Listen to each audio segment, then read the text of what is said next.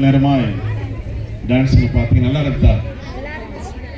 அக்கா என்ன பாரு, அம்மா என்ன பாருங்க, டான்ஸ் நல்லா இருந்தா, கை தட்டலாமே. ஒரு நல்ல ஒரு செய்தியை எங்க மத்தியில ஒரு நல்ல ஒரு தேவனுடைய ஊழியக்காரர் சுமந்து வந்திருக்கா. இந்த உலகத்துல ஒரு இயேசுநாதர்னா ஏதோ ஒரு தாழ்த்தப்பட்டவர்கள், ஏதோ புறம்பாடுக்கப்பட்டவர்களுக்கு தான் இயேசுநாதர் என்று சொல்லி கொண்டிருக்காங்க. ஆனா இயேசுநாதர் எல்லாரையும் நேசிக்கிறார், எல்லா சமுதாயத்தையும் நேசிக்கிறார் என்பதுக்கு ஒரு சாட்சி நம்ம மத்தியில் வந்திருக்க பிரதர் சுரேஷ் அவர்கள். நல்லா கவனிக்கணும், அவர் எப்படி இயேசுவை அறிந்து கொண்டார் என்பதை உங்கள் மத்தியில் அவர் சொல்ல போறார். இந்த இயேசுநாதர் எப்படி நமக்காக பிறந்தார் என்பதை உங்களுக்கு சொல்ல போறார். அதுக்கு முன்பாக அவர் எந்த சமுதாயத்தில் வந்திருக்கிறார் என்பதை நாம் அறிந்து கொள்ள வேண்டும். ஒரு எல்லாரும் நினைக்கிற போல ஒரு எல்லாரும் சொல்ற மாதிரி உயர்ந்த சமுதாய பிராமன் சமுதாயத்திலிருந்து அவர் இயேசு கிறிஸ்துவை கர்த்தர், அவர் இயேசுநாதர் அவரை தெரிந்து கொண்டிருக்கிறார். அந்த இயேசுநாதரை பெற்றுக்கொண்ட அந்த சுரேஷ் பிரதர் இன்றைக்கு உங்களுக்கு அவர் பெற்றுக்கொண்ட ஒரு பெரிய சந்தோஷத்தை, ஒரு பெரிய நிம்மதியை உங்களுக்கு அறிவிக்க வந்திருக்கு. சுரேஷனாவை நம் கைகளை தட்டி வரவேற்கலாமா? சென்னையிலிருந்து உங்களை பார்க்க வந்திருக்கார். உங்களை ஒவ்வொருவரையும் நேசிக்கார். அவர் உங்களுக்கு நல்ல ஒரு நற்செய்தியை உங்களுக்காக கொண்டு வந்திருக்கிறார். அவரை சமாதான சுவிசேஷ திருச்சபையின் சார்பாக நாங்கள் கைகளை தட்டி நாங்கள் வரவேற்கிறோம். நல்ல ஒரு நிகழ்ச்சி, மகிழ்ச்சியான ஒரு நேரம். நம்முடைய பிள்ளைகள் பாடலுக்கு நல்ல ஒரு பயிற்சி எடுத்து நல்ல ஆடலோடு பாடலோடு நம்மை மகிழ்வித்துக் கொண்டிருக்கிறார்கள். இந்த இந்த ஒரு சீசன், இந்த காலம், கிறிஸ்துமஸ் வந்தாலே நமக்கு மனதிலே தோன்றுவது என்ன? சொல்லுங்க, என்ன கிறிஸ்துமஸ் வந்தாலே என்ன நினைக்கிறீங்க? என்னெல்லாம் பார்க்கிறோம்? பேசுங்க. கிறிஸ்துமஸ் வந்தாலே என்ன பார்க்கிறோம்? என்ன இருக்கு வீட்டில்? ஸ்டாரு, அப்புறம் லைட்டு, கேக்கு, பிரியாணின்னு ஒரே மகிழ்ச்சி, பரிசு பொருள், இவைகள் எல்லாமே நாம் பார்க்கிறோம். ரொம்ப ஒரு மகிழ்ச்சியை கொண்டாடுகிற ஒரு நிகழ்வாக நாம் பார்க்கிறோம். எவ்வளவுதான் நமக்கு பிரச்சனைகள் இருக்கிறது, போராட்டங்கள் இருந்தாலும் இந்த கிறிஸ்துமஸ் காலத்திலே இந்த நிகழ்ச்சியை நினைக்கிற பொழுது இன்னொன்று முக்கியமான ஒரு காரியம் ஒன்று இருக்கிறது, பரிசு கொடுக்கிறது. இன்னைக்கு கூட என்ன செய்ய போறாங்க? பிள்ளைகளுக்கெல்லாம் பரிசு இருக்கு. வேத புத்தகம் கூட ஒரு அற்புதமான ஒரு பரிசு இருக்கிறது என்பதை குறித்து சொல்லுகிறது. நீங்கள் வேத புத்தகத்தை வாசித்தால் 2 கொரிந்தியர் 9ஆம் அதிகாரம் 15ஆம் வசனம் சொல்லுகிறது, தேவன் அருளிய சொல்லி முடியாத ஈவுக்காக அவருக்கு ஸ்தோத்திரம். தேவன் அருளிய சொல்லி முடியாத பரிசு.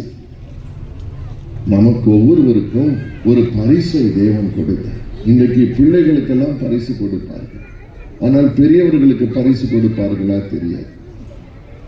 ஆனால் எல்லாருக்குமே ஒரு பரிசை கொடுக்கும்படி பரலோகம் திட்டம் பண்ணி இந்த ஒரு நிகழ்வை இந்த உலகத்தில் நடந்தது என்பதை இந்த வேதம் நமக்கு சொல்லுகிறது. கவனித்து பாருங்கள். நம்ம கேலண்டர் வைத்திருக்கிறோம். எல்லார் வீட்லயும் என்ன இருக்கு? கேலண்டர் இருக்கு. அந்த கேலண்டர் எதை குறிக்கிறது தெரியுமா? 2025 சொன்னா 2025 ADன்னு சொல்லும். After Jesus was born. இயேசு பிறந்து 2025 வருடங்கள் என்று உலகம் முழுவதுமே இந்த கேலண்டரை கவனிக்கிறார்கள். உலகம் முழுவதுமே இந்த கேலண்டரை பயன்படுத்துகிறார்கள். அப்ப இயேசு இந்த உலகத்தில் வந்தது என்பது உண்மையான ஒரு சரித்திரமாக இருக்கிறபடியினால் கிறிஸ்துவுக்கு முன் கிறிஸ்துவுக்கு பின் என்று காலமே பிரிந்து உலகமே அந்த கேலண்டரை பின்படுத்துகிற அளவுக்கு இது ஒரு சரித்திர நிகழ்வாய் நடந்திருக்கிறது. இன்றைக்கும் வேதத்தில் எழுதியிருக்கிற பெத்லகேம் என்ற ஊர் இந்த உலகத்தில் உண்டு, இஸ்ரேல் நாட்டில் உண்டு. ஆகவே யாரும் கிறிஸ்துவின் பிறப்பை குறித்து பூலோகத்திலே நாம் சரித்திரத்திலே ஹிஸ்டரியில இல்லைன்னு யாருமே சொல்ல முடியாத காரணம் வேதத்தில் எழுதியிருக்கிறதெல்லாம் நிரூபிக்கப்பட்டிருக்கிறது. It has been scientifically proved. நமக்கு ஒரு பரிசை தேவன் கொடுத்தார். அவர்தான் மாம்சமாக வந்த தேவாதி தேவன் என்று வேதம் சொல்லுகிறது. 2 தீமோத்தேயு 3:16 சொல்லுகிறது. 1 தீமோத்தேயு 3:16 தேவன் மாம்சத்தில் வெளிப்பட்ட பெரிய பரிசு. ஏன் அவர் மனிதனாய் வர வேண்டும்? இந்த நிகழ்வுகள் எல்லாம் எதற்காக? ஒன்றை நினைவுபடுத்துவதற்காக. நமக்காக ஒருவர் இறங்கி தெய்வமானவர் மனிதனாய் இறங்கி வந்தார் என்பதை நாம் கவனிக்கும்படிக்கு எபிரேயரின் புத்தகம் 2ஆம் அதிகாரம் 14-15 வசனங்கள் சொல்லுகிறது. தம்முடைய பிள்ளைகள் மாம்சமும் இரத்தமுமாய் இருக்கிறது போல அவரும் நம்மை போலவே மாம்சமும் இரத்தமுமாய் இறங்கி வந்தார். எதற்கு? மரண பயத்தினால் பிடிக்கப்பட்டு இருக்கிற ஒவ்வொருவரையும் விடுதலையாக்க முடியும். அநேகருக்குள்ள ஒரு பயம் இருக்குங்க. ஏதோ ஒரு பயம் இருக்கிறது. எதை குறித்தோ ஒரு பயம் இருக்கிறது. இன்னைக்கு ஒருவேளை நான் ஒவ்வொருத்தரையும் தனியா பேச வாய்ப்பு கிடைத்தா நிச்சயமா சொல்லுவீங்க, எனக்கு இதை குறித்து ஒரு பயம் மனதில் இருக்கிறது. எல்லாருக்குள்ளும் ஏதோ ஒன்று, யாரோ ஒருவரை குறித்து, ஏதோ ஒன்றை காரியத்தை குறித்து. சில நேரம் உங்க சரீரத்தின்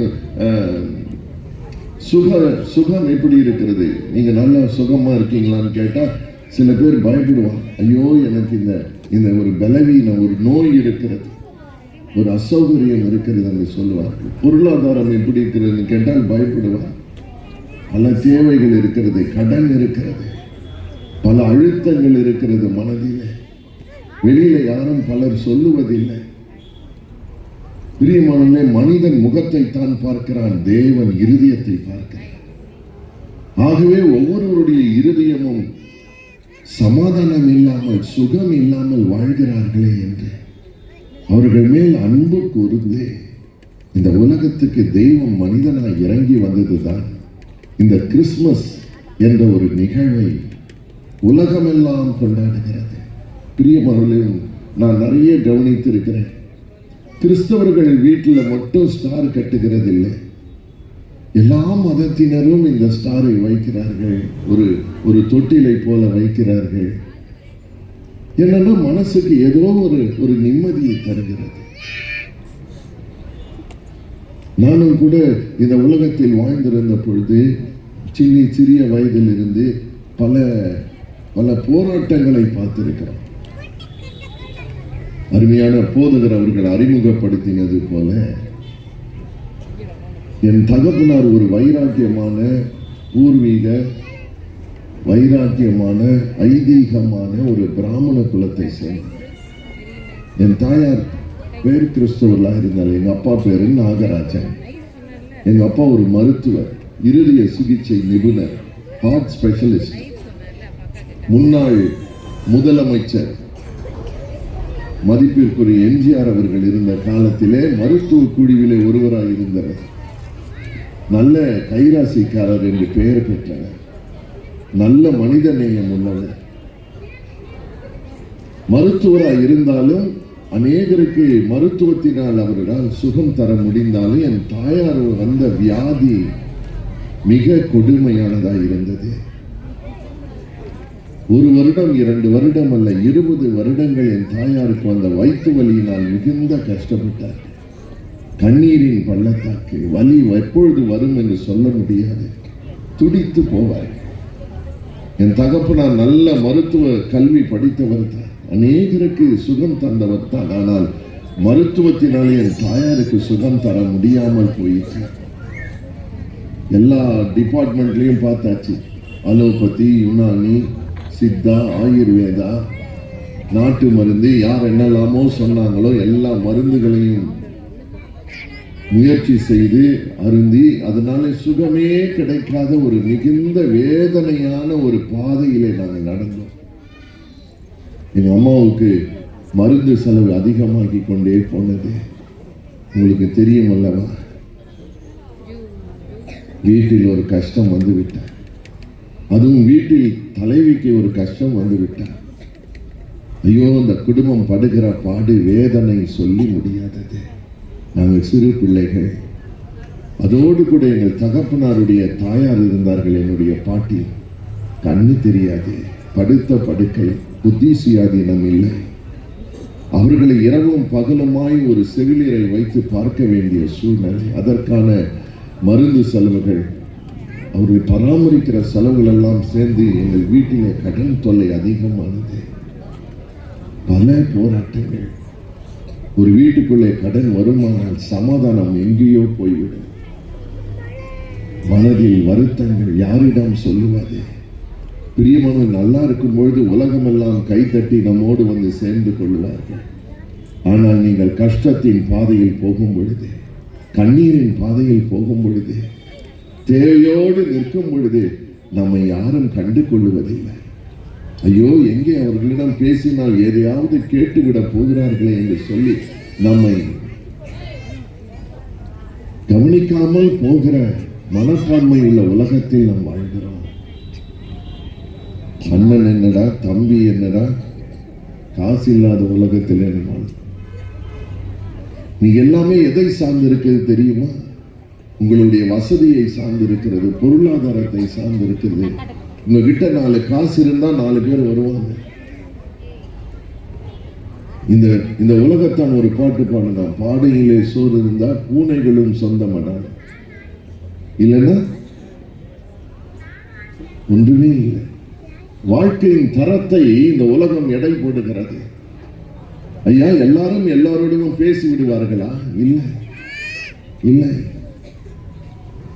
மிகுந்த போராட்டத்திற்கு மத்தியிலே நானும் என் சகோதரியுமா இருந்தோம். 2 பிள்ளைகள் நாங்கள். என் அக்கா நல்லா படிப்பார்கள், எங்க அப்பா நல்ல கோல்டு மெடலிஸ்ட். இந்த குடும்பத்தின் சூழல் எல்லாமே என்னை அழுத்தினது. படிப்பு வரவில்லை, ஞானம் இல்லை, ஞாபக சக்தி இல்லாமல் போயிற்று. என் நேரமும் வீட்டில் கண்ணீரும் உபத்திரமும் இருந்த பொழுது சமாதானம் இல்லாமல் போயிற்று. இந்த இயேசு வாழ்க்கையில் அறியாதவர்களாய் இருந்தோம். எல்லா தெய்வங்களையும் கூப்பிட்டோம். ஏதாவது ஒரு தெய்வம் ஏதாவது ஒரு விதத்திலே ஒரு விடுதலை வராதா, ஒரு மோட்சம் வராதா, ஒரு நிம்மதி வராதா என்று ஏங்கி தவித்த நேரங்கள் அநேகம் அநேகம். எத்தனையோ தெய்வங்களை கூப்பிட்டு பார்த்தோம். பல புண்ணிய தலங்களுக்கு போனோம், பொருத்தனைகளை செய்தோம், பலன் இல்லை. டாக்டர் வீட்டில் மருந்துக்கா பஞ்சம், வலி தாங்க முடியாமல் 3 முறை என் தாயார் தற்கொலைக்கு முயற்சி செய்தார்கள். வாழ்வதை விட சாவது நல்லது, நான் வாழ்ந்தது போதும், இனியும் இந்த வலியோடு கூட நான் வாழ விரும்பவில்லை, எனக்கு வலி தாங்க முடியவில்லை. ஐயோ, என்னை விடுதலை செய்ய மருந்தினாலேயோ தெய்வத்தினாலேயோ கூடாமல் போகுமான. இனி யாருக்கு நான் பாரமாய் வாழட்டும், நான் சாகட்டும் என்று 3 முறை தற்கொலைக்கு முயற்சி செய்தார்கள். சாவு வரவில்லை. சாவு கூட வராத பாவியாயிட்டனேன்னு அழ ஆரம்பிச்சாங்க. பல விதமான நெருக்கங்களுக்குள்ளே நாங்கள் கடந்து போனதினால் நான் ஞானம் இல்லாமல் படிப்பிலே தோல்வியிட்டேன். 9வது வகுப்பு ஃபெயில். எனக்கும் பலவிதமான போராட்டமான எண்ணங்கள் வர ஆரம்பித்தது. இருள் இருள் இருள், இருதயமெல்லாம் இருள், வெறுமை. An emptiness in my heart, a vacuum. இருதயத்தில் வெறுமையாக இருக்கிறது. ஒருத்தர் சொன்னார், கேள்வி வேண்டும் என்றால் மனுஷனிடம் போ, பதில் வேண்டும் என்றால் இயேசுவிடம் வா. எல்லா கேள்விகளுக்கு நிறைந்த ஒரு இருதயத்தில் தான் மனிதர்கள் வாழ்கிறார்கள். இந்த வேதத்தை நீங்கள் வாசித்து பாருங்கள். ஓடுகிற மனிதன், அவனை தேடி வருகிற ஒரு தெய்வம். எதை தேடி ஓடுகிறார்கள் பெரியமானவர்களே? இன்னைக்கு நிம்மதி இலவசமா எங்கேயுமே கிடைக்காமா? எங்கேயாவது நிம்மதி கிடைக்குமா என்று ஓடுகிற அநேகர் உண்டு. ஐயா, ஏழைகள் மட்டுமல்ல, பணம் பெருத்தவர்கள், வசதி பெருத்தவர்களுக்கு கூட அநேகருக்கு நிம்மதி இல்லை. நீங்கள் பல செய்திகளை வாசிக்கத்தானே செய்கிறீர்கள்.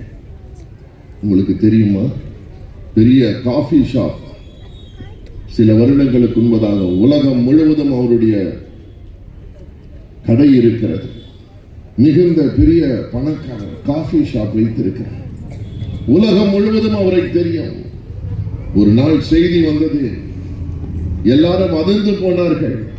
அவ்வளவு பெரிய பணக்காரன் தற்கொலை செய்து கொண்டார். வசதி உண்டு, உறவுகள் உண்டு, எல்லாம் இருக்கிறது, அவன் விரும்பினதெல்லாம் கிடைக்கும். ஆனால் அவன் ஏன் தற்கொலை செய்து கொண்டான்? அந்த பேப்பரில் நியூஸில் வந்த ஒரு செய்தி என்ன தெரியுமா? சமாதானம் இல்லை என்று எழுதி வைத்து தற்கொலை செய்து கொண்டான். மனிதனுக்கு சமாதானம் மிகுந்த முக்கியம். அன்பு காட்ட யாரும் இல்லாதிருக்கிற பொழுது கண்ணீரின் பாதையில் நடக்கிற அநேகர் இன்றைக்கு இருக்கிறார். இதற்கெல்லாம் பதில் என்ன? இதற்கெல்லாம் விடுவு காலம் என்ன? நாங்களும் தவித்தோம், தேடினோம். ஐயா, யாராவது வழி சொல்ல மாட்டார்களா என்று இன்றைக்கும் இன்றைக்கும் இன்றைக்கும் அநேகர் தவிக்கிறார். நாங்களும் அப்படித்தான் தவித்தோம். ஆனால் 1980ஆம் வருஷம் எங்கள் வாழ்க்கையில் மறக்க முடியாத ஒரு சம்பவம் நடந்தது. ஒரு நாள் என் தாயாரிடம் ஒருவர் சொன்னார்கள், நீங்கள் எல்லா தெய்வத்தையும் கூப்பிட்டீர்களே, இயேசுவை கூப்பிட்டீர்களா? இயேசு ஒன்று இருக்கிறார். அவர் கிறிஸ்தவர்களின் தெய்வம் அல்ல, அவர் உலக ரட்சகர். இன, நிற, மொழி, மத, இட, நாடு வித்தியாசம் என்று அனைவருக்கும் அனைவருக்கும் நீ யாராயிருந்தாலும் சரி, உன் கேள்விக்கு பதில் வேண்டுமா? அவர் உலக ரட்சகர். அவர் கிறிஸ்தவர்களின் தெய்வம் என்று எங்கேயுமே வேதத்தில் எழுதப்படவில்லை. அனைவரின் மேலும் அன்பு கொண்டு ஒவ்வொருவருக்காகவும் இறங்கி வந்தார். எதற்கு? தன் ஜீவனை கொடுக்க, தன் உயிரை கொடுக்க. நீங்க கேட்டு பாருங்க, யாராவது இந்த உலகத்தில் வந்தவங்க நீங்க எதுக்கு வந்தீங்கன்னு கேட்டு பாருங்க, வாழ்றதுக்கு வந்தேன்னு தான் சொல்லுவாங்க. ஆனா வேதம் சொல்லுகிறது, இயேசு இந்த உலகத்தில் வந்தது நமக்காக சாகதற்கு, ஜீவனை கொடுப்பதற்கு.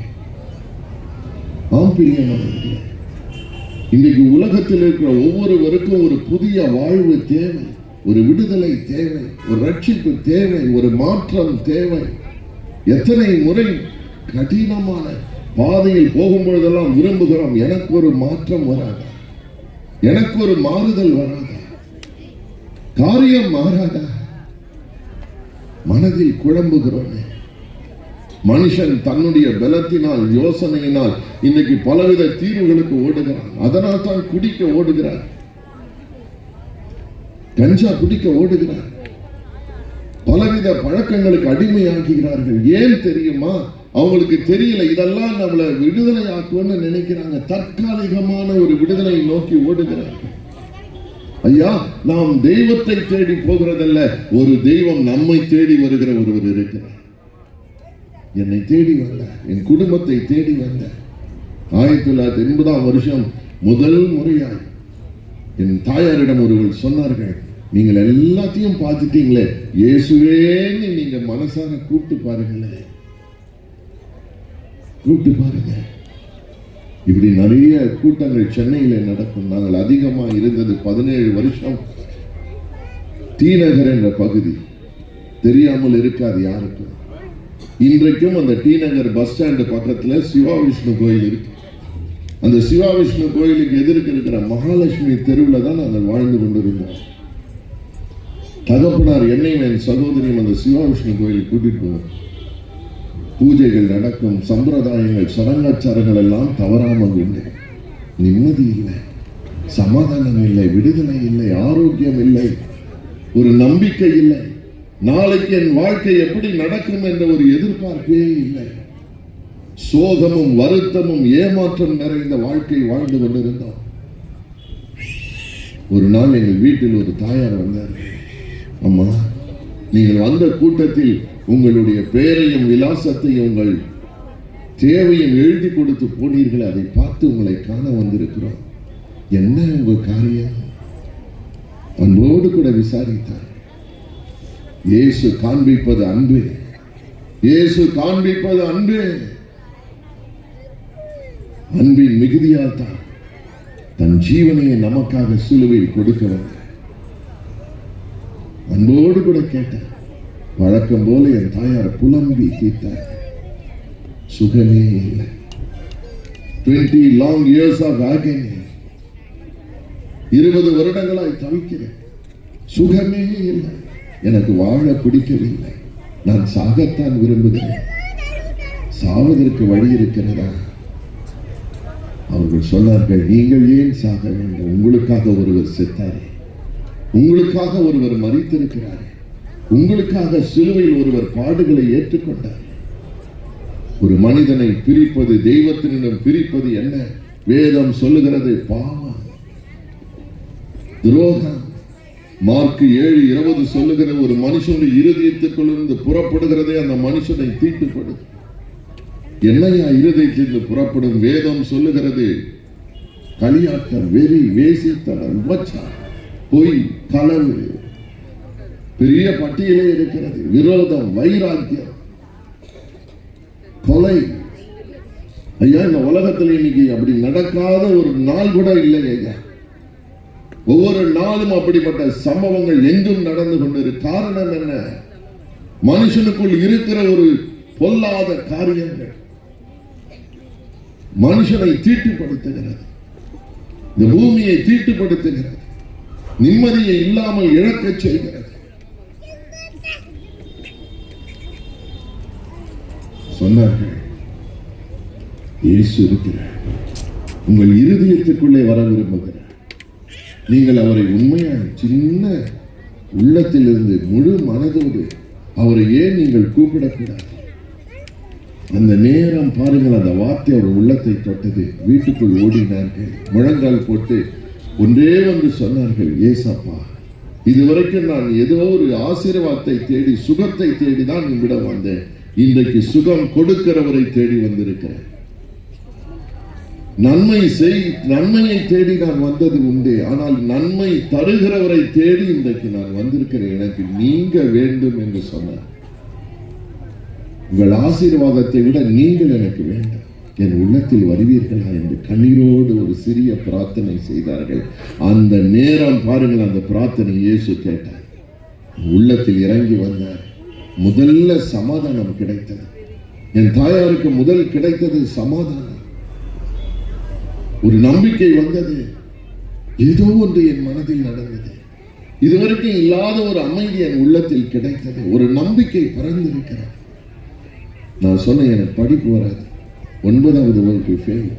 2 காரியங்களை இந்த உலகத்தில் தேடினேன். ஒன்று அன்பு, இன்னொன்று சமாதானம். அன்பு கிடைக்கல. வீட்டில் என்னைக்கும் சண்டை, சச்சரவு, வேதனை. அன்பு கிடைக்கல, நண்பர்களுக்கு கிடைக்கல, சிட்டிங் பண்ணல கிடைக்கல. I was a failure. நான் தோற்று போனவன், தோற்று போன மனப்பான்மையோடு வாழ்ந்து கொண்டிருந்தேன். அன்புக்காக ஏங்கினேன், சமாதானத்துக்காக ஏங்கினேன். எங்க அம்மா முதல்ல தன்னை ஒப்பு கொடுத்தார்கள். ஐயா, இயேசு எதையும் உங்களிடத்தில் எதிர்பார்க்கவில்லை, உங்கள் இருதயத்திலே வந்து தங்க விரும்புகிறார். அவர் கேட்பதெல்லாம் உங்கள் இருதயம் தான். whoever you may be, நீங்கள் யாராயிருந்தாலும் பரவாயில்லை. படித்தவர்களோ படிக்காதவர்களோ, அறிந்தவர்களோ அறியாதவர்களோ, it doesn't matter for Jesus. இயேசுவுக்கு ஒன்றுதான் தேவை,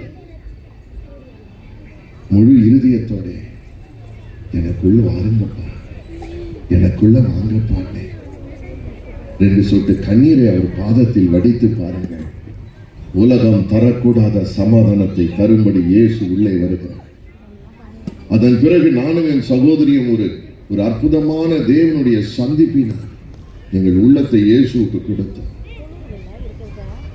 தேவ அன்பு என் உள்ளத்தை நிரப்பிற்று, தேவ சமாதானம் உள்ளத்தை நிரப்பிற்று. என்னை நடத்தின அந்த போதகரிடம் கேட்டேன், ஐயா, இந்த இயேசு எப்படிப்பட்டவர்? அவர் சொன்னார், அவர் பேசுகிற தெய்வம், பேசுகிற தெய்வம். நான் கேட்டேன், என்னோட பேசுவாரா? எனக்கு புரிந்து கொள்ளும்படி பேசுவாரா? என் லெவலுக்கு இறங்கி பேசுவாரான்னு கேட்டேன். கண்டிப்பாய் பேசுவார், அவர் பேசுகிற தெய்வம். எப்படி பேசுவார்னு கேட்டேன். இந்த வேத புத்தகத்தை எடுத்து என் கையிலே காண்பித்து சொன்னார், இந்த வேதத்திலிருந்து பேசுவார். இந்த வேதத்தை வாசிக்க ஆரம்பித்தேன். என் கண்களை திறந்த வேதம் சொல்லுகிறது 119 சங்கீதம் 105 வசனம், வசனம் கால்களுக்கு தீபமும் பாதைக்கு வெளிச்சம். இருளில் வாழ்கிற நமக்கு வெளிச்சம், கால்களுக்கு தீபம். என் உள்ளத்திலே மனசாட்சியில் அவர் சொல்லுகிற வார்த்தைகள் என்னை உயிர்ப்பிக்க ஆரம்பித்தேன். நான் சொன்ன 9 ஃபெயில், 10வது வகுப்பு எங்க அப்பா வேற ஒரு ஸ்கூலுக்கு மாற்றி போட்டேன். படிப்பு நேரத்தில் முன்பதாய் இந்த வேதத்தை எடுத்து வாசித்தேன். கேள்வி என்றால் மனிதனிடத்தில் கேட்டால் பதில் வராது, இந்த வேதம் பதில் சொல்லும் என்று சொன்னார். இந்த வேதத்தை எடுத்து வாசித்து, ஆண்டவரே என்னோடு கூட பேசுங்கன்னு கேட்டேன். ஒரு வார்த்தை என் கண்முன்னே கொடுத்தார். ஒருவன் ஞானத்தில் குறைவுள்ளவனா இருந்தால் சம்பூர்ணமா ஞானம் கொடுக்கிற தேவனிடத்தில் கேட்கட்டும், அப்பொழுது கொடுக்கப்படும். தேவன் ஞானத்தை கேட்டேன்.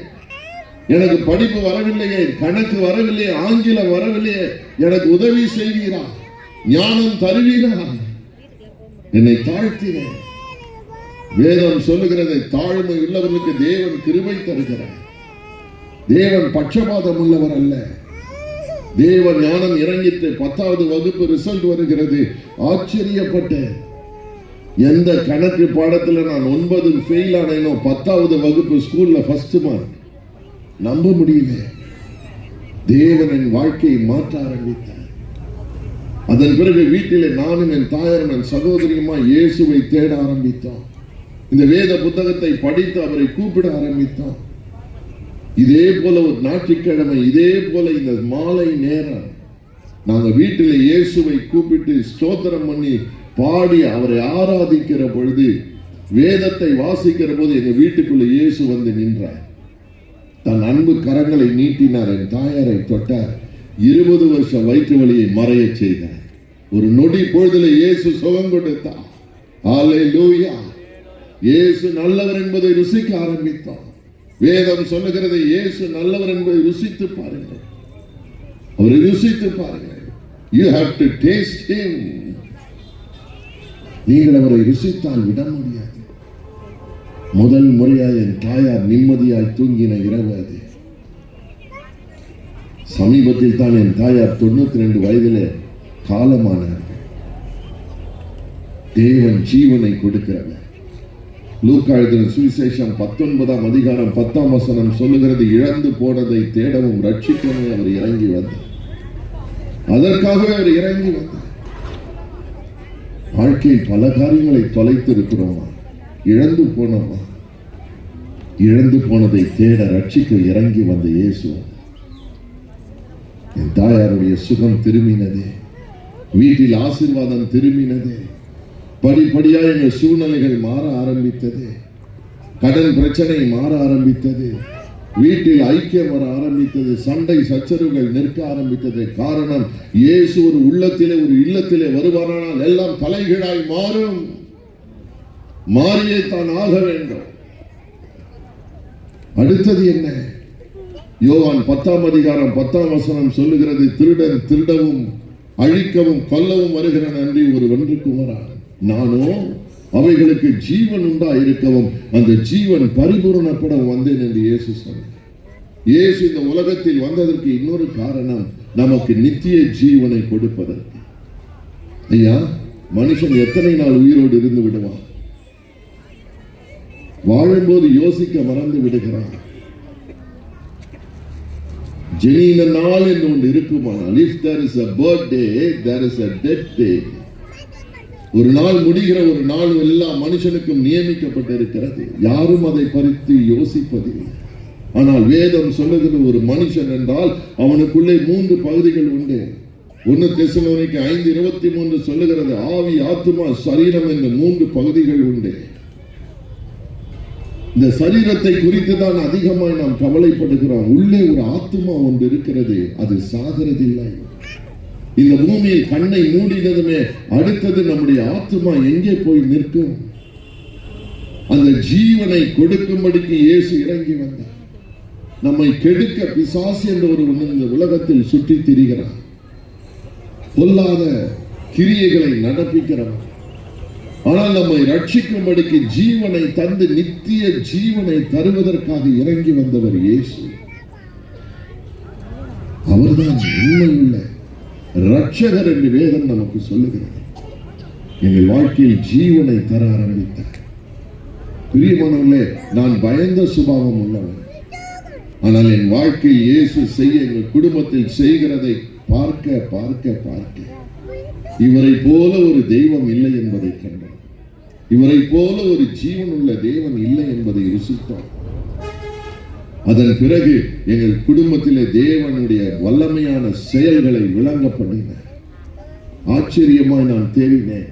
நல்ல அரசாங்க வேலை கிடைத்தது. மருத்துவ துறையில இன்னைக்கு தேனாம்பேட்டில் இருக்கிற டைரக்டர் ஆஃப் மெடிக்கல் சர்வீஸ் என்ற அலுவலகத்திலே நான் பணியாற்றி நல்ல அதிகாரியாக நான் ஓய்வு பெற்றேன். 2 வருடங்களாக நல்ல குடும்பத்தை கொடுத்தார், மனைவியை கொடுத்தார், பிள்ளைகளை கொடுத்தார். பிரியமானவர்களே, வாழ்க்கையில் நாம் எத்தனையோ சோதனைகளை சந்திக்கத்தானே செய்கிறோம். ஆனால் ஒவ்வொரு நேரத்திலே நம்மை ரட்சிக்க அவர் வல்லமை உள்ளவர், பாரபட்சம் இல்லாதது. தேவனுடைய வார்த்தைகள் நம்மை பலப்படுத்துகிறது, சுகமாக்குகிறது. 107ஆம் சங்கீதம் 20ஆம் வசனம் சொல்லுகிறது, அவர் தமது வசனத்தை அனுப்பி குணமாக்குகிறார். சில வருடங்களுக்கு முன்பதாக இப்படிப்பட்ட ஒரு செய்தி கொடுக்கும்படி ஒரு இடத்திலே நான் அழைக்கப்பட்டிருந்தேன். அன்றைக்கு தேவன் எனக்கு கொடுத்த வார்த்தை இதுதான், அவர் தமது வார்த்தையை அனுப்பி சுகமாக்குகிறார். கடைசியிலே சிலர் என்னிடம் பிரார்த்தனை செய்ய வந்து நின்றிருந்தார்கள். அதில் கடைசியாய் ஒரு கணவன் மனைவி வந்து நின்றிருந்தார்கள். அவர்கள் பார்க்கும் போதே தெரிந்தது அவர்கள் கிறிஸ்தவர்கள் அல்ல. அவர்கள் தோற்றமே சொல்லுகிறது அவர்கள் கிறிஸ்தவர்கள் அல்லவென்று. அந்த கணவர் என்னிடம் சொல்ல நின்றார். நான் கேட்டேன், என்னையா சொல்லணும், உங்களுக்காக நான் என்ன பிரார்த்தனை செய்யணும்னு கேட்டேன். அவர் சொன்னார், பிரார்த்தனை எல்லாம் நீங்க செய்ய வேணாம், ஒரே ஒரு காரியத்தை சொல்லிவிட்டு போக நிற்கிறேன் என்றார். என்னவென்று கேட்டேன். அவர் சொன்னார், ஐயா நான் கூலி வேலை செய்கிறேன். இந்த ஜப கூட்டத்துக்கு, இப்படிப்பட்ட கிறிஸ்தவ கூட்டங்களுக்கு எனக்கு பிடிக்காது. ஆனால் என் மனைவிக்கு பிரியம். ஆகவே என் மனைவியை கொண்டு உட்கார வைப்பேன், அதன் பிறகு நான் போய்விடுவேன். எப்பொழுது முடியும் என்று தெரியும், வந்து என் மனைவியை கூட்டிக் கொண்டு போவேன். என் சரீரத்திலே ஒரு பிரச்சனை இருந்தது. ஒரு கட்டி சின்னதாய் வளர ஆரம்பித்து என் கழுத்து பகுதியிலே நாளாக நாளாக அது பெரிதானது, வலி கொடுக்க ஆரம்பித்தது. மருத்துவரிடம் போனேன். 25,000 கொண்டு வா, அறுவை சிகிச்சை செய்து எடுத்து விடுகிறேன் என்று சொன்னார். அவ்வளவு காசுக்கு நான் எங்கு போவேன்? என்னை நம்பி யார் கொடுப்பார்? எனக்கு தெரிந்த தெய்வத்தை எல்லாம் கூப்பிட்டேன், மருத்துவர்களை அணுகினேன். அவர்கள் சொன்னது என்னை திடுக்கிட வைத்தது. பணம் நான் என்றைக்கு சேர்ப்பது, என்றைக்கு அறுவைகள் செய்வது, ஒவ்வொரு நாளும் இது பெருசாகி கொண்டே இருக்கிறது, வலி கொடுக்கிறது. ஆகவே எப்பொழுதும் என் கையினால் தடவை கொண்டே இருப்பேன். ஐயா, இன்றைக்கும் வந்தேன், என் மனைவி உட்கார வைத்தேன். போக வேண்டும் என்று நினைத்த நேரத்திலே என்னை விட மிஞ்சின ஒரு சக்தி என்னை உட்கார வைத்தது. என்னால் போக முடியவில்லை. நீங்கள் என்ன சொல்லுகிறீர்கள் என்று கவனிக்கும்படி பார்த்தேன். அப்பொழுதுதான் நீங்கள் ஆரம்பித்தீர்கள், அவர் தமது வார்த்தையை அனுப்பி சுகமாக்குகிறவர் என்று. வழக்கம் போல என் கை கழுத்தில் இந்த கட்டியை தடவி கொண்டிருந்தது. ஒரு 10 நிமிடம் இருக்கும். திரும்ப என் கை தடவினதையா, கட்டியை காணவில்லை. கட்டி மறைந்திருக்கிறது. அழுத்தி பார்த்தேன், தேடி பார்த்தேன். அவர் சொன்னார், நீங்கள் எனக்காக பிரார்த்தனை செய்யவில்லை, நீங்கள் கை வைக்கவில்லை. ஆனால் நீங்கள் சொன்ன இயேசுவின் வார்த்தை வல்லமையான வார்த்தை, ஜீவனுள்ள வார்த்தை, அது என்னை சுகமாக்கிட்டு. இயேசுவின் வார்த்தை என்னை தொட்டு சுகமாக்கிட்டு. அது சொல்லி போகவே நான் இவ்வளவு நேரம் நின்றேன் என்று சொன்னார். ஆமென். அவர்தான் இயேசு. அவர் வார்த்தையில் உண்மை உள்ளவர். நீங்கள் நம்புவீர்களானால், உங்கள் இருதயத்தை திறப்பீர்களானால், இந்த இரவு கூட உங்களை தொட அவர் உயிருள்ளவராயிருக்க. வெளிப்படுத்தின விசேஷம் 1ஆம் அதிகாரம் 18ஆம் வசனம் சொல்லுகிறது, மரித்தேன் ஆனாலும் சதா காலங்களில் நான் உயிரோடு இருக்கிறேன் என்று சொன்னவர் அவர். எத்தனையோ சாட்சிகளை நான் சொல்ல முடியும். இன்றைக்கும் இயேசு உயிரோடு இருக்கிறார். இன்றைக்கும் நான் நடுவிலே உலாவுகிறார். இன்றைக்கும் தம்முடைய பிள்ளைகளை கண்டு மனது உருகுகிறார். ஆம் பிரியமானவர்களே, அவரால் செய்யக்கூடாத அதிசயமான காரியம் ஒன்றுமில்லை. இன்னொரு காரியத்தை நான் சொல்லி முடித்து உங்களுக்காக ஒரு சிறிய பிரார்த்தனை செய்ய விரும்புகிறேன். நான் அதிக நேரம் எடுக்க போவதில்லை. என் வாழ்க்கையில் நடந்த மறக்க முடியாத இன்னொரு சம்பவம் உண்டு. என் தகப்பனார் என்னை கவனித்துக் கொண்டே இருந்தார். அவர் இயேசுவை வெறுக்கிறவர் அல்ல, ஆனால் வெளிப்படையாக ஏற்றுக்கொள்ள முடியாத சமுதாயத்தில் வாழ்ந்து கொண்டிருக்கும். ஆனால் என்னை கவனித்தார். எப்பொழுது எப்ப பார்த்தாலும் ஜெபம் சொல்றான், ஸ்தோத்திரம் சொல்றான். ஏதோ மனநிலை மாறிவிட்டால் போல் ரொம்ப பைத்தியம் ஆயிட்டானா இயேசுவின் மேல சந்தேகப்பட்டு, என் அப்பா மருத்துவராக இருந்தபடியினால் ஒரு நல்ல இடம் இருக்கிறது சென்னையில, சொன்னா உங்களுக்கு தெரியும், கீழ்பாக்குன்னு ஒரு இடம் இருக்கு. என்ன இடம் அது? ஆமா, மனநிலை நோயாளி ஆஸ்பத்திரி இருக்கிற இடம். அங்க எனக்கு அப்பாயின்மெண்ட் வாங்கிட்டார். அவருக்கு என்ன, யாரோ என் மனதை ரொம்ப குழப்பி விட்டார்கள். ஆகவே இவனை சின்ன செக்கப்பு கூட்டிட்டு போய் மனநிலை நோயாளியாக ஆஸ்பத்திரி டாக்டர்கிட்ட கூட்டிட்டு போனா ஏதாவது மருந்து கொடுத்து இவன் மனதை சரியாக்கி விடலாம் என்று. ஆகவே நான் என்னிடம் எங்க அம்மா கிட்ட சொன்னாரு, தம்பியை ஒரு நாள் செக்கப்பு கூட்டு போனோம். எங்க அம்மா பயந்து போனார்கள். இப்பதானே அவன் நல்லா இருக்கிறான், இப்ப போய் அவனை மனநோயாளி ஆஸ்பத்திரிக்கு போனோமா? நான் பிரார்த்தனை செய்தேன். இவர் பேசுகிற தெய்வம், நம்முடைய இயேசு உயிருள்ள ஒரு தெய்வம்.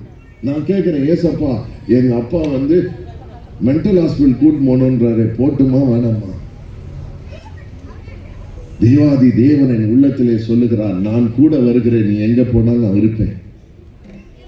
ஆகவே நிஜமாகவே அந்த நாள் வந்தது. எங்க அப்பா, ஏசப்பா, நானும் 3 பேரும் மென்டல் ஹாஸ்பிட்டல் போனோம்.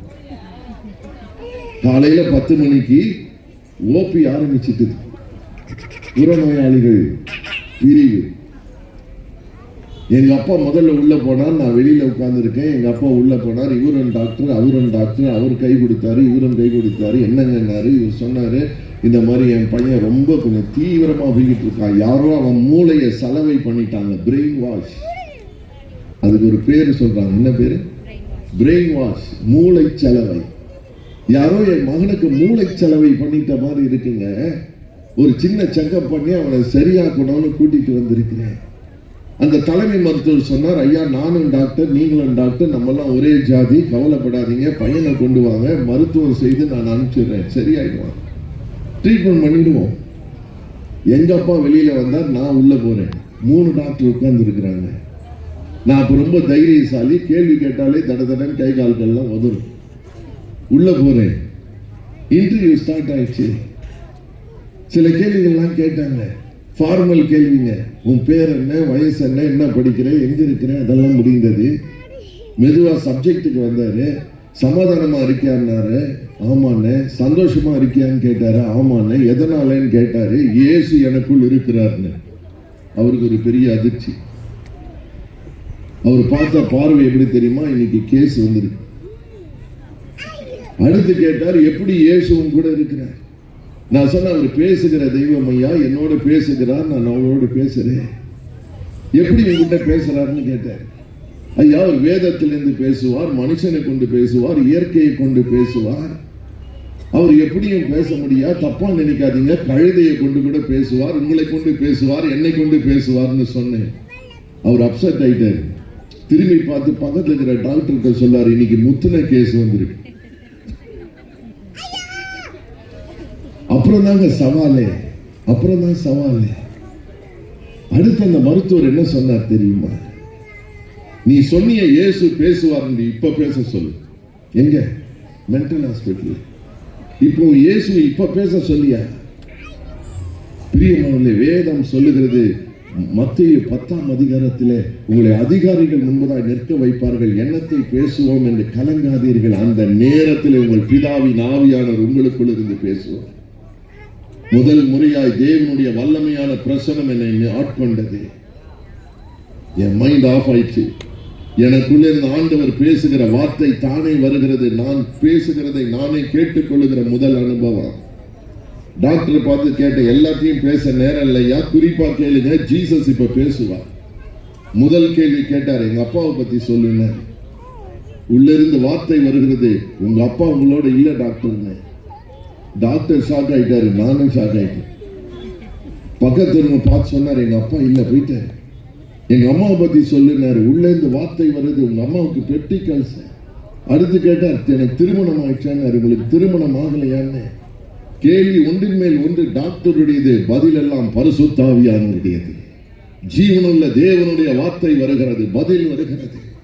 அசந்து போனார். நானும் அதிர்ச்சியாக இருக்கிறேன், ஆனந்தம் கொள்ளுகிறேன். எனக்குள்ளே ஒரு ஜீவனுள்ள தேவன் இருக்கிறார். எந்த மனுஷனுடைய இருதயத்தையும் அறிகிற ஒரு தேவன் இருக்கிறார். யாரும் அவரிடம் எதுவும் சொல்ல தேவையில்லை. He is an almighty God. சர்வ வல்லமையுள்ள, சர்வ ஞானி, சர்வ வியாபி, எங்கும் நிறைந்திருக்கிறவர். என் இருதயம் அன்பினால் நிறைந்தது. சற்று நேரமானது. இந்த டாக்டர் சொன்ன, தம்பி நீங்க என்கிட்ட பேசினது போதும், இப்போ உங்க வல்லமை இந்த 2 பேர்கிட்ட காட்டு. நான் சொன்ன, இது ஏன் வல்லமை இல்லையா, இது என்னை அழைத்து என்னை ரட்சித்து எனக்குள்ளே வாசம் பண்ணுகிற உயிருள்ள இயேசு. நீங்க அதிகமா தெரிஞ்சுக்கணும்னா வாங்க, ஐயா அட்ரஸ் தரேன், ஆலயத்துக்கு வாங்க. இயேசு நிறைய பேசுவார். அவர் சொன்னா, நீ வெளில போகலாம் தம்பி, நீ புறப்பட்டு போகலாம். He was shocked. அவரால் நம்ப முடியல. நான் மனதிலே இயேசப்பாவை நன்றி சொல்லிக்கொண்டே கண்ணீரோடே வெளியே வருகிறேன். இயேசு எத்தனை நல்லவர், எந்த மனுஷனையும் அவர் அறிந்திருக்கிறார். வெளியே வருகிறேன். எங்க அப்பா கையை பிடித்த, நல்லா இருக்கியா தம்பினாரு. நான் நல்லா இருக்கிறேன்ப்பா, அவருதான் ஒரு மாதிரி இருக்கிறேன். பிரியமானவர்களே, நம்முடைய வாழ்க்கையில் எத்தனையோ சவால்கள் வரத்தான் செய்யும். அத்தனை நேரத்திலையும் இயேசு உயிருள்ளவராய் நம்மோடு கைவிடுகிறவர் அல்ல, நம்மை விட்டு விலக மாட்டார். எல்லா சூழ்நிலைக்கும் அவர் போதுமானவர். அவர் கேட்பதெல்லாம் ஒன்றுதான், உன் இருதயத்தில் எனக்கு கொடு. அவர் முதல் வருகையை பற்றி யோசிக்கிறோமே. வேதம் சொல்லுகிறது, வெளிப்படுத்துகிற விசேஷம் 22ஆம் அதிகாரம் 20ஆம் வசனத்திலே, இதே இயேசு திரும்ப வரப்போகிறார். முதலில் வந்ததை பற்றி மட்டும் நான் யோசிப்பதால் அவ்வளவு சரியாக நிறைவாக இருக்காது. இன்னொன்றை கூட நாம் நினைவில் வைத்துக் கொள்ள வேண்டும். இயேசு திரும்ப இந்த பூமிக்கு வரப்போகிறார். குழந்தையாய் அல்ல, ஜீவனுள்ள நியாயாதிபதியாய் இறங்கி வரப்போகிறார். வேதம் சொல்லுகிறது, வாசற்படியிலே நின்று கதவை தட்டுகிறேன், ஒருவனின் சத்தத்தை கேட்டு உள்ளத்தை திறந்தால் அவனுக்குள் நான் வருவேன், அவனோடு நான் வாசம் பண்ணுவேன். எத்தனை பாக்கியம், எத்தனை ஆனந்தம். ஒன்றுதான் நமக்கு அவர் எதிர்பார்க்கிறார். நீங்கள் இருக்கிற நிலைமையிலேயே, ஐயா என்னால் இதை விட முடியவில்லை, இந்த பாவ கட்டி என்னை நெருக்குகிறது, பிசாசின் தொல்லைகள் என்னை வாட்டுகிறது, இரவு தூக்கம் இல்லை, பலவித கெட்ட கனவுகள் வருகிறது, வீட்டில் சமாதானம் இல்லை, சண்டை சச்சரவுகள், என் பலவீனம் ஒவ்வொரு நாளும் அதிகமாகிறது, என் நோய் போகவில்லை என்றெல்லாம் நீங்கள் வருந்திக் கொண்டிருக்கலாம். கடன் பிரச்சனை மாறவில்லை, என் பிள்ளைக்கு ஞானம் இல்லை, திருமணமாகாத என் பிள்ளைக்கு திருமணம் ஆக வேண்டுமே, திருமணமான என் பிள்ளைகளுக்கு குழந்தை இல்லையே. எத்தனை எத்தனை எத்தனை கவலைகள் நிறைந்த உலகத்தில் வாழ்கிறோம். இன்றைக்கு இயேசு உயிரோடு இருக்கிறார். எத்தனையோ சாட்சியை நான் சொல்ல முடியுங்க. 10 வருஷம் குழந்தை இல்லாம இருந்து பிரார்த்தனைக்கு வந்த ஒரு மகனுக்கு நல்ல நார்மலான ஒரு குழந்தையை இயேசு கொடுத்தார். சமீபத்தில் தேவன் செய்வார், இயேசு அதை செய்வார் என்று நான் நிச்சயமாய் சொல்லுவேன். கவலைப்படாதீர்கள் பிரியமானவர்களே. அண்ணா நகர் டைம்ஸ் ஒரு பேப்பர் வரும், மாதத்துக்கு 2 முறை வரும். அண்ணா நகரில் இருக்கிற பகுதியில் வாழ்கிற ஜனங்களுக்கு மாதத்தில் 2 முறை அந்த பத்திரிகை வெளிவரும். ஒரு நாள் அந்த பத்திரிகையை வாசிக்க நேரிட்டது. அதில் போட்டிருந்த கட்டம் போட்டு ஒரு செய்தியை போட்டிருந்தார்கள். நான் இதை சொல்லி முடிக்க விரும்புகிறேன். கட்டம் போட்டு வைத்திருந்தார்கள். என்ன தெரியுமா அதில் செய்தி இருந்தது? அண்ணா நகர்ல மெயினான ஏரியாவில் வாழ்ந்து கொண்டிருக்கிற ரிட்டையரான ஒரு சப் இன்ஸ்பெக்டர், அவருக்கும் இயேசுக்கும் சம்பந்தம் கிடையாது. இயேசு அவரை வணங்கவில்லை. ஒரு நாள் வீட்டில் படுத்துக்கொண்டு ஜன்னல் பக்கமாய் சாப்பிட்டு விட்டு மேலே வானத்திலே நிலாவை பார்த்து கொண்டிருந்த நேரம் அவருக்கு ஒரு காட்சி தெரிந்தது. நிலாவிலே இயேசுவின் முகத்தை கண்டார். திரும்பி படுத்துக் கொண்டார். நான் கூப்பிடாத ஒரு தெய்வம் தெரியுது. அவர் உள்ளத்தில் சில கலக்கத்தை ஏற்படுத்தினது. ஏன் எனக்கு அவர் முகம் தெரிய வேண்டும்? அடுத்த நாள் இதெல்லாம் அந்த அண்ணா நகர் டைம்ஸ்ல பதிவிட்டு இருந்தார்கள். கட் பண்ணி வைத்திருக்கிற நிரூபிக்கப்பட்ட சம்பவம். அடுத்த நாள் அவர் வீட்டில் அந்த மாமியை பார்க்கும்படி அவருடைய ஃப்ரெண்டு உள்ள போனாங்க. அம்ஜ மாமியை பார்க்கறதுக்காக இன்னொரு மாமி உள்ள போறாங்க. மாமி, உங்க கையால காபி சாப்பிட்டு நாளாயிட்ட, பேஷா ஒரு காபி போட்டு கொடுங்க மாமி அப்படின்னு இந்த போன மாமி அவங்க ஃப்ரெண்டு அந்த சோபால உட்கார்ந்து கொண்டாங்க. இப்போ காஃபி போடும்படி அந்த மாமி உள்ள போனான். உள்ள போயிட்டு நல்ல மணக்க மணக்க காஃபி எடுத்துட்டு வரச்சே காஃபி கேட்ட மாமிய காணோம். கூப்பிட்டு பாக்குறா, மாமி மாமி மாமி மாமி, மாமியை காணோம். வெளியில எட்டி பாக்குறா, வாசலுக்கு வந்து பாக்குறாங்க, மாமியை காணோம். என்னடா காஃபி கேட்ட மாமி காஃபி வரைச்சு அவங்க காணாம போயிட்டாங்களே. ஆகவே நேரம் பொழித்து போன் பண்ணாங்க அந்த மாமி. என்ன மாமி, காஃபி கேட்டு வந்தீங்களே, காஃபி கொண்டு வரைச்சு நீங்க காணாம போயிட்டீங்களே, என்னாச்சு, எங்க போயிட்டீங்க சொல்லாம கொள்ளாம? அந்த மாமி சொன்ன பதில் என்ன தெரியுமா? நான் உங்க ஹால்ல சோஃபால உட்கார்ந்து இருக்கும் போது அங்கி போட்ட ஒருவர், இயேசுவாகவே ஒருவர் உங்க ஹால்ல இருந்து கிச்சன் பக்கமாய் நடந்து போகிறதை பார்த்தேன். உங்க வீட்டுக்குள்ள என் கையும் ஓடல, காலும் ஓடல, என் கண்ணினால் தத்ரூபமாய் பார்த்தேன். அங்கேயோடு கூட ஒருவர் உங்க வீட்டுக்குள்ளே நடந்து போனாரே. பயந்து போய் ஓடி போனேன் மாமி. எப்பொழுது இயேசு உங்க ஆத்துல வந்தாருன்னு கேட்டேன். இது கட்டம் போட்டு வைத்திருந்த ஒரு செய்தி, அண்ணா நகர் டைம்ஸ்ல. ஐயா, இயேசு நம்மை தேடி வருகிற தெய்வம். நீங்கள் கூப்பிட்டு பாருங்க, நீங்கள் கூப்பிட்டு பாருங்க. இந்த இரவு உங்களுக்கு அற்புதம் செய்வார். இந்த இரவு உங்களை தொடுவார். இந்த இரவு உங்களுக்கு அற்புதம் செய்ய அவர் அருகில் நிற்கிறார். நான் நம்புகிறேன், நான் ஆராதிக்கிறேன், நான் வணங்குகிறேன் ஒரு உயிருள்ள தெய்வம். உயிருள்ள தெய்வம். நான் யாரை குறித்தும் பேசுவதில்லை. எனக்காக ஜீவன் கொடுத்த ஒருவர். ஏசாயா 53:5 சொல்லுகிறது, நம்முடைய அக்கிரமங்களுக்காக மரித்தார், நம்முடைய பாவங்களுக்காக ரத்தம் சிந்தினார், அவருடைய தழும்புகளினால் சுகமாகிறோம். எத்தனை அடிகள், எத்தனை நொறுக்குதல்கள், எத்தனை அவமானத்தை உங்களுக்காக எனக்காக சந்தித்தார். இன்னைக்கு எத்தனை பேர் எத்தனையோ அவமானங்களை சுமந்து இருக்கிறோம். அதையெல்லாம் சுமந்த ஒருவர் நம்மை புரிந்து கொள்ளுகிறார். உங்கள் வாழ்க்கை மாறும், உங்கள் எதிர்காலம் மாறும், உங்களுக்கு ஒரு நம்பிக்கை வரும், உங்கள் வாழ்க்கை தலைகளாய் மாற்றுவார். இருக்கிற இடத்துல கண்களை மூடலாம். ஒரே ஒரு நிமிடம், ஒரே ஒரு நிமிடம். உயிர் தெழுந்த இயேசு உயிரோடு இருக்கிறவர் நம் நடுவில் இருக்கிறார். தொடர்ந்து நிகழ்ச்சிகள் இருக்கிறது. அதற்கு முன்பதாக ஒரே ஒரு நிமிடம் உங்கள் இருதயத்திலே அவருக்கு இடம் இருக்கிறதா பாருங்கள். எனக்கு நீர் வேண்டும் என்று சொல்லி கூப்பிடுங்கள். இயற்கைக்கு அப்பாற்பட்ட தெய்வம் அவர். இருக்கிற இடத்திலே தயவு செய்து நீங்கள் விரும்பினார் உங்கள் உள்ளத்திலே ஒரு நிம்மதி, ஒரு சமாதானம், ஒரு மாற்றம், ஒரு பரிசுத்தம், ஒரு விடுதலை வேண்டும் என்று விரும்பினார். இருக்கிற இடத்துல சீக்கிரமாய் சீக்கிரமாய் ஒரே ஒரு நிமிஷம் தான். கண்களை மூடி உங்கள் வலது கையை உங்கள் இருதயத்தின் மேல் வைத்துக் கொள்ளுங்கள். நீங்கள் யாரையும் பார்க்க வேண்டாம். உங்களுக்கும் இயேசுவுக்கும் சம்பந்தம். உங்கள் எடுக்கிற உங்கள் தீர்மானம் உங்கள் எதிர்காலத்தையே மாற்றும், உங்கள் வாழ்க்கையை மாற்றும் உண்மை. சீக்கிரமாய் உங்கள் வலது கையை உங்கள் இருதயத்தின் மேல் வைத்துக் கொண்டு கண்ணை மூடி ஒரே ஒரு பிரார்த்தனை சொல்லுங்கள். அன்புள்ள இயேசுவே, அன்புள்ள இயேசுவே, என் உள்ளத்தில் வாரும், என்னோடு இரும். உம்முடைய ரத்தத்தினால் என்னை கழுவி சுத்திகரி. உம்முடைய பிள்ளையாய் ஏற்றுக்கொள்ளும். என்னை உம்முடைய கையில் ஒப்புக் கொடுக்கிறேன். நன்றி, நன்றி இயேசப்பா, நன்றி. இயேசுவின் நாமத்தில் பிதாவே, ஆமென். உங்களுக்காக நான் பிரார்த்தனை செய்யட்டும். எத்தனை பேர் சரீரத்திலே சுகம் வேண்டுமோ, உங்களுக்கு விடுதலை வேண்டுமோ, என்ன காரியமானாலும் ஒரு நிமிஷம் கண்களை மூடுங்கள். இப்பொழுது இயேசு உங்களை தொடுவார். இயற்கைக்கு அப்பாற்பட்ட மகிமையுள்ள இரட்சகர் தம்முடைய வல்லமையினால் உங்களை தொடுவார்.